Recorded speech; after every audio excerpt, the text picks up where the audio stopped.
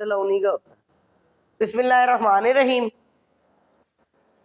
Question number 7 हमारे पास है, show that the circle touches externally.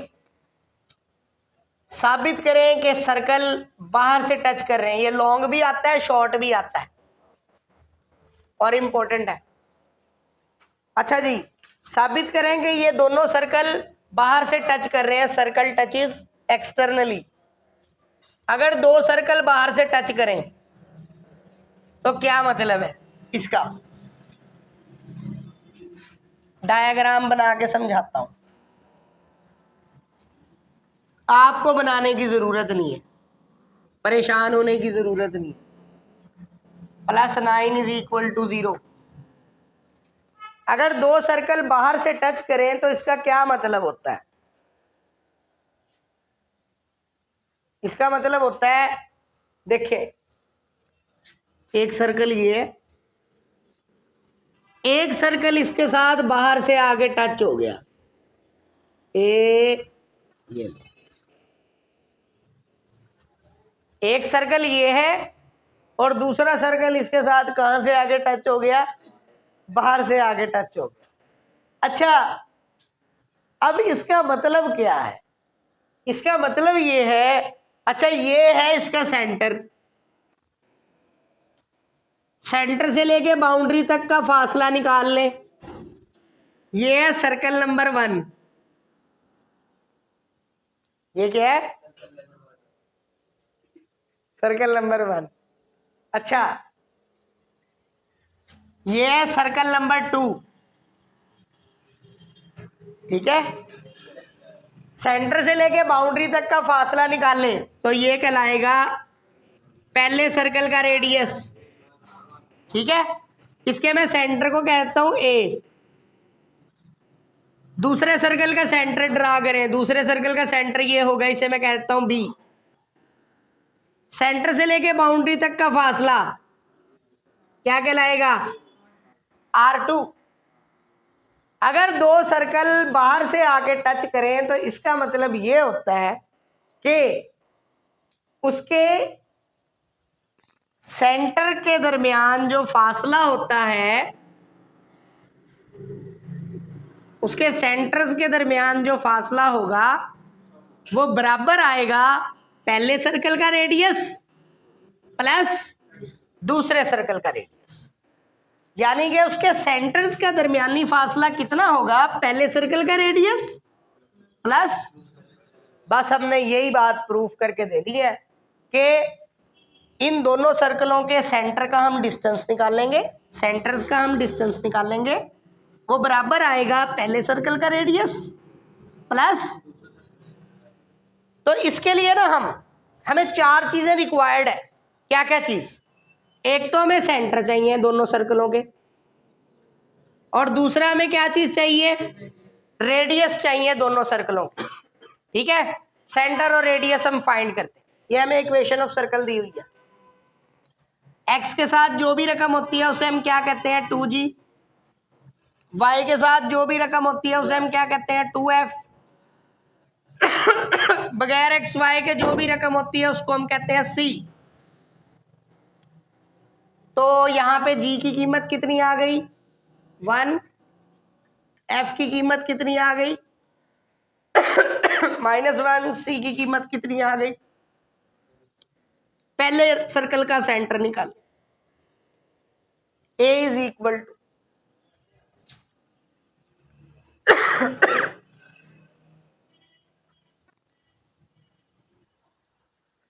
अच्छा बेटा देखिए, पहले सर्कल का हम जो है ना सेंटर फाइंड करते हैं। दोनों सर्कलों का हमें सेंटर भी चाहिए और रेडियस भी। ये मैं पहले सर्कल का सेंटर निकाल रहा हूं। सेंटर का क्या फार्मूला होता है? -g - f। g की वैल्यू कितनी है? 1। f की वैल्यू कितनी है? -1। तो +1 हो जाएगा। पहले सर्कल का सेंटर आ गया। अब रेडियस निकाल लें, R1, radius of first circle. पहले सर्कल का रेडियस निकाल रहा हूं। हाँ जी, रेडियस का क्या फार्मूला है? जी का स्क्वायर प्लस एफ का स्क्वायर माइनस सी। दोनों सर्कलों का सेंटर भी निकाल लेना है और रेडियस भी निकाल लेना है। रेडियस निकाल लें। हाँ जी, जी की कीमत कितनी है? जी की कीमत है -1, सॉरी जी की कीमत है 1, 1 का स्क्वायर 1, एफ की कीमत है -1, सी की कीमत है -7, तो +7 हो जाएगा। तो ये मेरे पास आंसर आ गया √9 यानी कि 3। पहले सर्कल का सेंटर भी निकल आया, रेडियस भी निकल आया। मैं जरा इस डायग्राम को मिटाने लगा हूं क्योंकि दूसरे सर्कल का भी हमने सेंटर भी निकालना है और रेडियस भी निकालना है। हाँ जी बेटा, क्या सवाल था आपका? क्या कह रहे हैं आप? -1 का स्क्वायर करें ना, एफ का स्क्वायर है, स्क्वायर की वजह नेगेटिव प्लस हो जाएगा। अब अगले वाले सर्कल में देखें। हाँ जी, जी की जगह क्या है? एक्स के साथ जो भी रकम होती है उसे हम 2g कहते हैं। तो 2g is equal to -6, 2f is equal to 4 and c is equal to 9। तो f की कीमत कितनी है? g की कीमत कितनी आ गई आपके पास? -3। f की कीमत कितनी आ गई? 2। सेंटर निकालें, इसे आप कहेंगे b। यूं मैं सर्कल लाइन लगा लेता हूं। b centre of second circle, दूसरे सर्कल का सेंटर, -g -f। g की कीमत कितनी है? -3, तो ये हो जाएगा +3 -2। रेडियस निकालें, r2, radius of second circle. Formula क्या है? g का स्क्वायर प्लस f का स्क्वायर माइनस c √ जी की वैल्यू कितनी है? -3 का स्क्वायर, तो ये हो जाएगा 9, f का स्क्वायर 2 का स्क्वायर 4 -c -9, 9 से 9 कैंसिल, तो r2 की वैल्यू आ जाएगी √4 यानी कि 2। यहाँ पे -9 है, यहाँ पे -9 है, उसे करेक्ट कर लें, आपकी बुक में गलत लिखा होगा, +9 ही है। ठीक है, अच्छा ये हमारे पास सेंटर भी आ गए ए और बी, रेडियस भी आ गए। हमने क्या अभी अभी सीखा कि अगर दो सर्कल बाहर से टच करें तो इसका मतलब क्या होता है? इसका मतलब ये होता है कि उसके सेंटरों का डिस्टेंस, उसके सेंटर्स का अगर हम डिस्टेंस लें, यानी कि ए और बी का अगर हम डिस्टेंस लें, तो वो बराबर आएगा पहले का रेडियस जमा दूसरे का रेडियस। चले इसके सेंटरों का डिस्टेंस लेते हैं, हम ए बी का डिस्टेंस निकालते हैं। ए बी डिस्टेंस फार्मूला लगेगा √, क्या फार्मूला है? x2 - x1 का स्क्वायर प्लस y2 - y1 का स्क्वायर, y2 माइनस और ये वाला माइनस हो जाएगा प्लस, तो ये आ जाएगा हमारे पास -4 का स्क्वायर 16, 3 का स्क्वायर 9, √25 5। देखें क्या ये रेडियस के सम के इक्वल है? 5। अगर हम ये r1 रेडियस को और r2 रेडियस को प्लस करें, 3 + 2 5 बनेगा। तो हम इसको लिख सकते हैं A B distance is equal to पहले का रेडियस प्लस दूसरे का radius, so circle touches external. समझ आ गई? हाँ जी, अब इसके बाद अगर किसी बच्चे का कोई सवाल है तो पूछ ले। अच्छा बेटा देखिए, ये अगर जो सर्कल जो है अगर बाहर से टच करें तो जाहिर सी बात है उनके रेडियस में सेंटर के दरमियान अगर हम डिस्टेंस लेंगे तो उसके रेडियसों को प्लस करने से ही आएगा, रेडियस में इजाफा ही होगा, चीज बड़ी हो जाएगी। अच्छा अगर सर्कल अंदर से टच करें, ये अंदर से टच कर रहे हैं, ये अब इनके रेडियस में इजाफा नहीं हुआ, तो इसमें क्या होगा? इसमें इनके सेंटर का जो डिस्टेंस होगा, इसका सेंटर आप लगा लें, ये जरा ना तस्वीर ठीक नहीं बनी। अगर जो सर्कल बाहर से टच करें तो सेंटर का डिस्टेंस होगा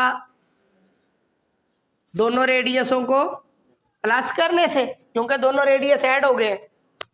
अच्छा अगर अंदर से टच करेंगे तो इस सूरत में दोनों रेडियस माइनस हो जाएंगे। ये ना डायग्राम ठीक नहीं बनी, बड़े वाले सर्कल का रेडियस माइनस छोटे वाले सर्कल का रेडियस। आपने क्या करना है, इंटरनली टच हो या एक्सटर्नली टच हो, आपने सेंटर निकाल लेने, रेडियस निकाल लेने, उसके बाद सेंटर का डिस्टेंस निकालना है। या तो वो दोनों रेडियसों को प्लस करने से आएगा, अगर प्लस करने से आए तो कहोगे एक्सटर्नली टच है, अगर माइनस करने से आए तो आप कहोगे कि इंटरनली टच है। फर्ज किया ये अगर 1 आ जाता तो वो इन दोनों के रेडियसों को क्या करने से आना था, माइनस करने से आना था। तो माइनस करने से आए तो आप कहेंगे कि इंटरनली टच है। ठीक है, अब इसके साथ जो अगला क्वेश्चन है, क्वेश्चन नंबर 8, वो इंटरनली टच का ही है। वो आप लोग खुद करेंगे, उसमें रेडियसों को माइनस करने से आंसर आएगा। ठीक है, चलें उसको आप खुद करें। उसमें निकलेगा ए और बी का distance is equal to R1 minus R2। Question number 8 में R1 माइनस R2 निकलेगा या R2 माइनस R1 निकलेगा, जो भी रेडियस बड़ा होगा। बड़े वाले रेडियस को पहले लिखना है, छोटे वाले रेडियस को बाद में लिखना है। वो R1 भी हो सकता है, R2 भी हो सकता है। ठीक है, ये वाला करें आप। क्या चीज नहीं है? अच्छा, इसमें ये एक बच्चे ने कहा कि इसमें ना y वाली वैल्यू नहीं है, एक्स स्क्वायर दिखाना, तो आप उसमें f को 0 रखेंगे। कौन सा है? X square plus y square plus 2x minus 8 is equal to 0। x के साथ जो रकम होती है उसे 2g कहते हैं, y के साथ जो रकम होती है उसे 2f कहते हैं। y वाली रकम ही नहीं है, तो आप 2f को कहेंगे 0। c is equal to minus 8, तो g की कीमत आ जाएगी 1, f की कीमत आ जाएगी 0 और c की तो माइनस 8 ही है। ठीक है, अब ये वाला क्वेश्चन आप खुद हल करें इंटरनली टच का। चलो चल भाई, बंद हो जाओ।